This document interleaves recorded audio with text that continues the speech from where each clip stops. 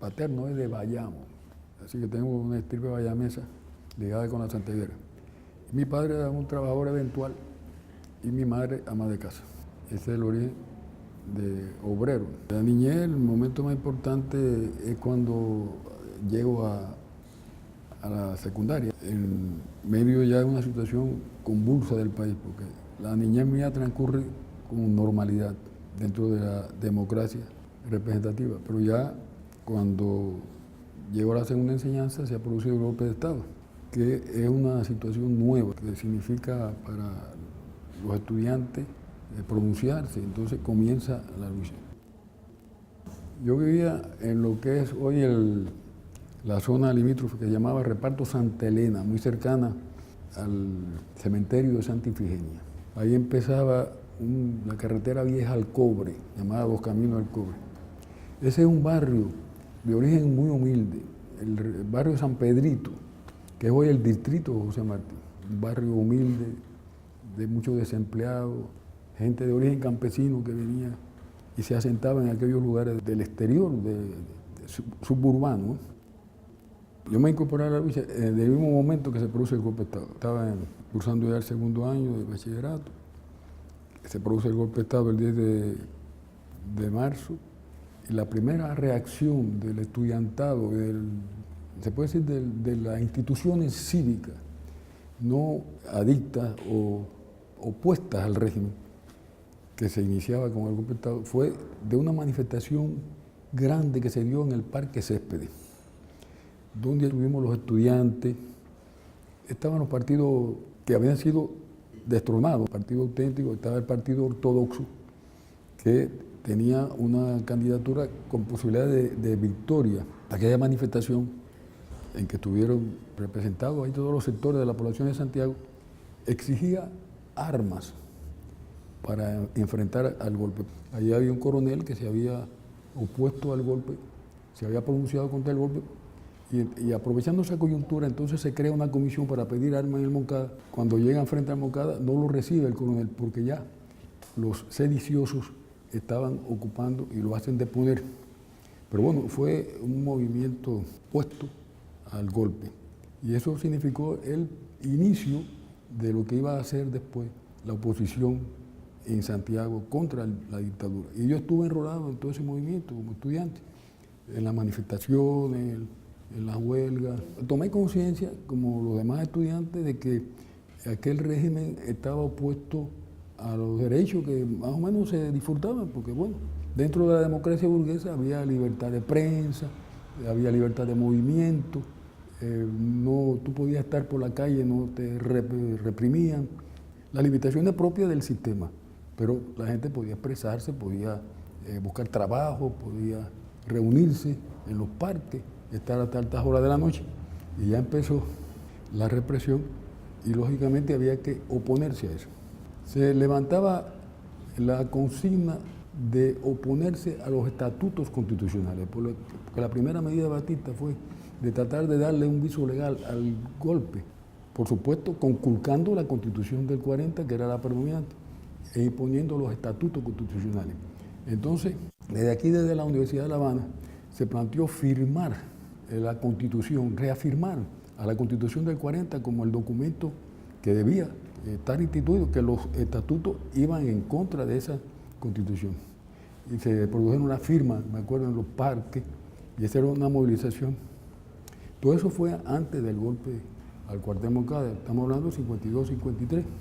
La juventud revolucionaria se encausa en dos vertientes, una por la lucha armada y otra por una lucha más bien de movilización, la del movimiento encabezado por Fidel, que sustentaba la de la línea armada, y la del Partido Socialista Popular, que planteaba una lucha de masas que fuera desencadenándose hasta llegar a una huelga general. Y se impone la línea táctica encabezada por Fidel de la lucha armada, y eso prende entre los jóvenes santiagueros. ¿Quién es la figura que sobresale? Fran Pay García. Maestro normalista, ven muy claramente esta línea como la hacedera de un cambio revolucionario, sin Batista, una solución realmente democrática y revolucionaria. empieza desde entonces a agrupar a jóvenes en torno a organización de tipo armado. Crea primero Decisión Guitera, en la que yo formo parte, una agrupación de estudiantes. Después extiende esto a Acción Revolucionaria Oriental, ya con una concepción más amplia de que estén también obreros, empleados, sectores de la población más amplios.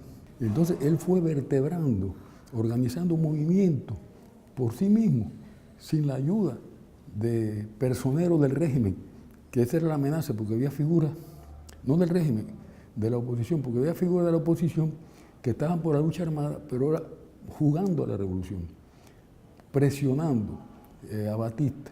Era gente del régimen viejo que había sido depuesto, Prío Socarrao, León Sánchez Arango, otra figura de aquel régimen. Pero Fran nunca tuvo relaciones con esa gente, porque significaba que un compromiso con elementos que no iban a significar cambios en la situación del país. Cuando Fidel sale amnistiado, con el grupo sale en mayo, es cuando se produce la amnistía de los combatientes del Moncada, organiza el movimiento 26 de julio. Se funda aquí en La Habana y Fidel tiene referencia por María Antonia Figueroa, una combatiente de allí de Santiago, que además había estado ligada con Fran en la organización esta, de las primeras organizaciones revolucionarias. María Antonia le dice, hay un muchacho allí, muy organizador, muy puro, y entonces Fidel le dice, habla con él para que constituyan ahí el movimiento. Y Fidel ve en Fran ya de ese momento una gente prometedora, porque tiene referencia. Y Fran, que tiene esa organización ya constituida, Acción Revolucionaria Nacional, se puede decir que entrega esa organización al movimiento, porque puede aquilatar en Fidel, que es la figura que puede ser el jefe, el dirigente del movimiento. Así, desde julio de 1956, el movimiento organizado por Fran pasa a ser el movimiento 26 de julio en Oriente. A Fran lo conocí estando en el instituto los dos. Él estaba un año más avanzado que yo. Él era alumno del primer expediente. Él no continuó el bachillerato, sino después ingresó en la normal porque, aunque quería ser arquitecto, estaba obligado a tener un título rápido, ¿no? Aparte que le gustaba el magisterio, porque debía ayudar a la madre viuda y a los dos hermanos, Josué y Agustín, porque dependían de ella. Entonces él, pensando que debía ayudar a la familia, optó por el magisterio. En 4 años podía ser maestro. Pero ya estando en la normal es cuando viene todo esto del golpe de Estado y se pronuncia y llega a ser dirigente de la escuela normal. Él aprecia que es la línea armada, la línea táctica necesaria para cambiar la situación y va organizando este movimiento que culmina con el 30 de noviembre, el lanzamiento de Santiago de Cuba y después una organización tal que fue realmente artífice de la retaguardia de ayuda a la Sierra Maestra. Y así lo reconoce Fidel. Cuando muere Fran, que es asesinado, dice que en la historia había que consignar a Fran en la portada de la historia como el artífice, junto con Celia, de la ayuda a la Sierra. Porque después que desembarca Fidel, bueno, los primeros aportes en medicina, en armamento, en hombres, es precisamente mediante la gestión de Fran y Celia. Yo me destacaba más en la lucha estudiantil, porque hay que ver una situación. Mira, Fran tenía establecido que la gente que se quemaba, quemado quiere decir que salía mucho a la vista del público, que había estado preso varias veces, era una gente que para los fines de la lucha esta clandestina de armas, debía estar más bien en el campo ese de la propaganda. Y así yo estaba más bien como dirigente estudiantil agitando, publicando la revista Taína. Fue una revista que fundamos de origen estudiantil, pero con un carácter muy popular, porque circulaba no solamente entre los centros de segunda enseñanza, sino en la población. En aquel tiempo había situaciones en que te permitían publicar, te permitían hablar por la radio, pero cuando la situación apretaba, Batista cerraba, conculcaba las libertades, tituladas libertades democráticas, e imponía su régimen, la clausura de toda posibilidad de expresión. Nosotros estuvimos jugando ahí en esa situación momentos de legalidad hasta que definitivamente nos cerraron. Ya en el 56, que no podía salir nadie porque surgió ya el movimiento armado. Yo tenía 19 años en el 54 cuando sacamos la revista. La revista la clausura en el 55, finales del 55. La revista tenía un carácter de denuncia, de reflejar la vida del estudiantado y la vida de la juventud, pero tenía que enfrentar la tiranía. Era una revista de lucha. Su contenido, bueno, era antiimperialista, de denuncia de arbitrariedades de la tiranía, y claro, no podía llamar a la revolución, a la insurrección, pero más o menos se veía en su línea que estaba opuesta al régimen.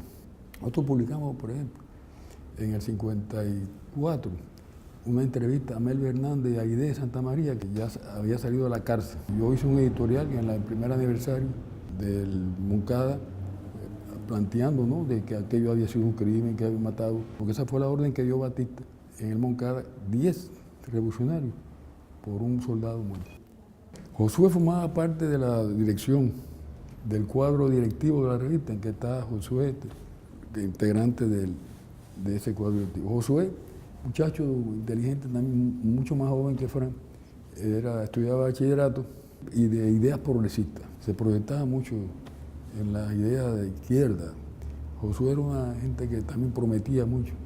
Fran era más discreto en cuanto a pronunciar una línea, ¿no?, porque era más amplio, pero Josué era una gente de acentuado izquierdismo y muy útil, muy inteligente, muy guapo, muy valiente. Eso le costó la vida, por supuesto. La muerte de Josué se produce porque él está al frente de un grupo que debía salir, 3 grupos que debían salir ese día, 30 de junio de 1957, porque se producía en el Parque Céspedes un mitin de Maferrer, que era el viejo político aquel batistiano, jefe de los Tigres de Maferrer, conocido en la historia política cubana como un elemento represivo, oportunista.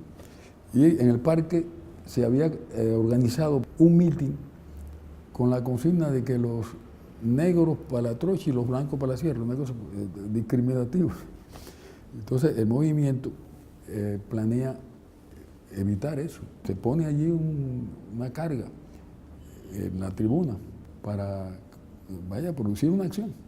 Pero ¿qué pasa? Cuando los bomberos riegan el agua en el parque, desactivan esa pieza de artillería, se ordena entonces que se desmovilicen los grupos que van a salir en acciones por la calle, pero Josué no recibe la orden y sale con 2 compañeros, Floro Vistel y Salvador Pascual, a realizar la acción que tenían que hacer. Son vistos por la policía lo persigue, los acorrala ahí en un área ahí el entronque de Martí y Crombet, hay un crucero de ferrocarril. Josué está herido, parece que iba manejando, está herido, cae a un lado, lo llevan para la casa de socorro, otra de los, no precisamente los que lo ultiman, sino otro grupo. Y hay la versión auténtica de los vecinos que lo ven llegando ahí al hospital de emergencia. Todavía está vivo. Josué llegó vivo al hospital de emergencia. Lo sacan de allí del hospital. Lo ultiman. Rosario, la madre, reclama el cadáver, pero ha sido ultimado. Podía haber muerto de las heridas, porque tuvo varias heridas, pero podía haberse salvado también con la asistencia médica. Eso está comprobado, que fue asesinado. Bueno, mira, yo estuve preso varias ocasiones por manifestaciones, me detenían, pero realmente así, de situaciones muy difíciles, cuando me detienen con un maletín, con las armas, me aprietan para que hable. Eso fue en 1954, pero las situaciones más difíciles que tuve fueron en el 57, cuando me detienen aquí en La Habana, porque me mandan para acá porque yo estaba muy quemado ahí, y aquí en La Habana me detienen, me desaparecen. Estuve muchos días desaparecido y torturado. Ahí en la 13 estación, que está en la avenida Acosta. Pero gracias a la feuda aquí de La Habana, recuerdo que era Elvirita, una que era presidenta de sustitución de Echeverría, la denuncia, los abogados que estaban reclamando por habeas corpus, me mandan, además yo decía aquí que yo estaba reclamado por los tribunales, me llevan a Santiago, me salvé en esa situación. La segunda es que ya cuando salgo de Boniato, donde estuve 6 meses detenido, que es cuando muere Frank, me detienen a la salida de Boniato y también me desaparecen. Ahí sufrí golpes más fuertes, de tal manera que quedé con las piernas con una linfangitis aguda. Mi familia decide enviarme al exterior. Me voy a Jamaica, donde estoy unos meses, estudio el inglés, de ahí paso a Venezuela, porque fui expulsado de Jamaica. Por estar también en actividades a favor de la revolución, editaba un boletín allí para la colonia de cubanos residentes, y las autoridades jamaiquinas consideraron que estaba violando la neutralidad. Entonces me expulsan con 2 o 3 más para Venezuela. En Venezuela estoy en los últimos días, prácticamente también allí pronunciando en la sección del 26 allí en Caracas. Estoy también en el centro de la Universidad de Caracas, me dan alojamiento allí. Y al triunfo de la revolución llego aquí el 2 de enero. Tan pronto llego, me incorporo a las milicias, estoy en el Palacio de la Presidencial, en la guarnición, como alfabetizador, y unos días después me llaman de la oficina de Raúl, porque me conocían mis antecedentes en la prensa, que van a fundar Verde Olivo, y soy fundador de Verde Olivo en abril del 59. Es decir, que el primer periódico tipo tabloide que sale fue ya producto de esa fundación. En Verde Olivo paso gradualmente por las distintas posibilidades de una redacción. Soy redactor reportero, soy corrector, jefe de redacción, subdirector y director. Pude ser corresponsal porque salí durante la lucha contra el bandido, estuve en varias ocasiones, sobre todo en la zona de Las Villas, de Cambrai, y en el norte de Ciego de Ávila. El periodista, cuando va a cubrir una acción, no puede estar rezagado, tiene que estar enfrente, sobre todo en aquella situación. Ahora, quizá con el desarrollo de la nueva tecnología, tú puedes ver desde un lugar apartado el escenario de acción, pero en aquel momento tenía que estar en el terreno. En la lucha contra el bandido tuve que estar en 2 ocasiones en cercos, sobre todo en la zona de Ciego de Ávila había un bandido criminal. Yo fui entonces con el batallón que comandaba el titulado Caballo de Mayaguara, una gente muy aguerrida, en mi primera fila. Otro momento fue en Girón, que fui de las primeras horas a Girón, enviado por la revista, y participé como periodista, ¿no?, en la franja esa de Central Australia a Playa Larga, en los primeros momentos, cuando todavía el enemigo dominaba el espacio, con sus aviones bombardeando a la población. Es decir, unos momentos de mayor peligro, ya que cuando íbamos por la carretera en un jeep,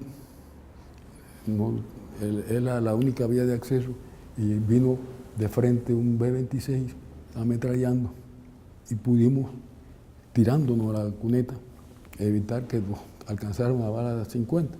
Y también cuando llegamos al entronque de Playa Larga, nos aproximamos demasiado en una posición que era dominada por el enemigo, que tenía un cañón sin retroceso, y dispararon.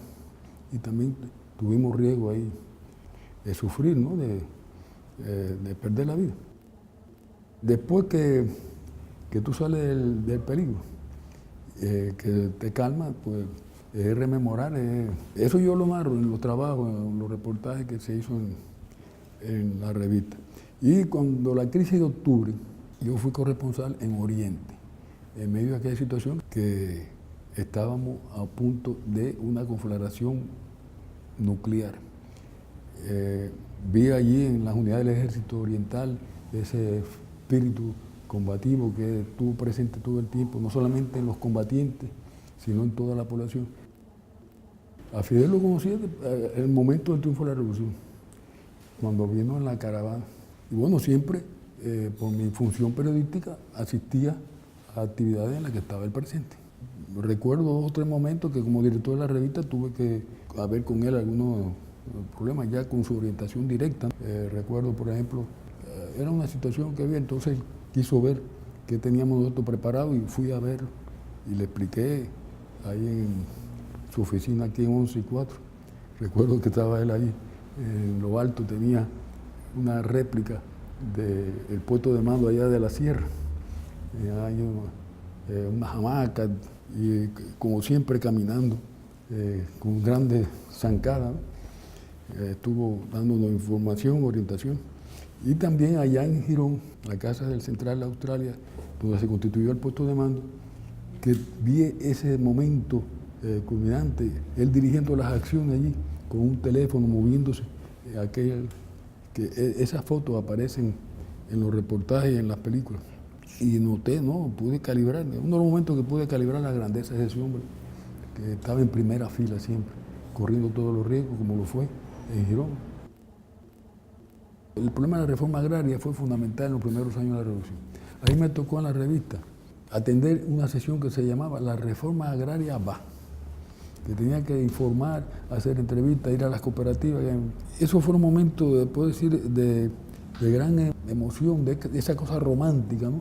En que uno ve que se va produciendo cambio y que se van enfrentando ya las primeras situaciones. Además, la juventud es ardiente, enamorada, ¿no? Es una constante en los congresos, en los encuentros que tenemos los periodistas, en los plenos, donde hay catarsis, de plantear que es necesario abrir la fuente, de eliminar el secretismo. Ahora no es tanto el secretismo como la posibilidad de debate. Hay muchos temas que la gente discute en la calle, en la casa, que hay que llevarlo a la prensa, porque son temas de la vida cotidiana. Preguntas que la gente se hace y a veces no tiene respuesta. Yo creo que se ha avanzado, porque bueno, si comparamos la situación actual, cómo la prensa enfoca las situaciones, a la de hace 10 años atrás, se ve un avance, hay conciencia y se ve un esfuerzo, pero todavía no creo que los resultados sean los que deseamos, los que queremos. De que la prensa pueda jugar su papel de dinamizador, de reflejo de la realidad y al mismo tiempo que contribuya a dinamizar, porque no solamente ser receptivo, sino con las opiniones, con el reflejo de la realidad, contribuir a que las cosas se desarrollen, porque cada conflicto que se resuelve desencadena otras necesidades y la revolución es constante cambio. Bueno, el jefe máximo de la revolución lo expresaba en su concepción. Ahora se recita muchas veces como una cuestión de que hay que seguir, pero en la práctica no se observa. Me parece que ahora no es tanto decir que los periodistas no cumplen, sino que sean los funcionarios, la otra parte, la que ponga también de sí para que ese cambio se produzca.